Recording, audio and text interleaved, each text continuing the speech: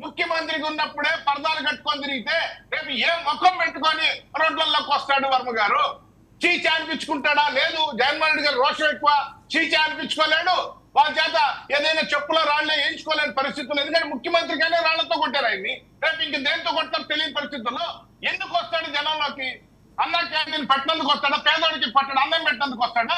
నిరుద్యోగుల్ని కాళ్ళతో కర్రలతో కొట్టించినందుకు వస్తాడా? లేకపోతే అమరావతి రైతుల భూములు నాకునేందుకు వస్తాడా? దేనికి వస్తాడు? సరే ఓకే, వెయిట్ చేయండి. ఇప్పుడు దేనికి వస్తారంటే వాళ్ళకి ఏదో వాళ్ళ యాక్షన్ ప్లాన్ ఉంటది కదా. రాలేరు గారు, మీరైనా నేనైనా జగన్మోహన్ రెడ్డి గారి ప్లేస్ లో ఉంటే మాట్లాడుతున్నాను నేను. చూడండి, అదిగో ఆయన ఏదో చూపిస్తున్నాడు. శేఖర్ ఏంటది? ఏదైనా చూపినండి సార్. వాళ్ళకి చేతనైతే వర్మ గారు నేరుగా వచ్చి అసెంబ్లీలో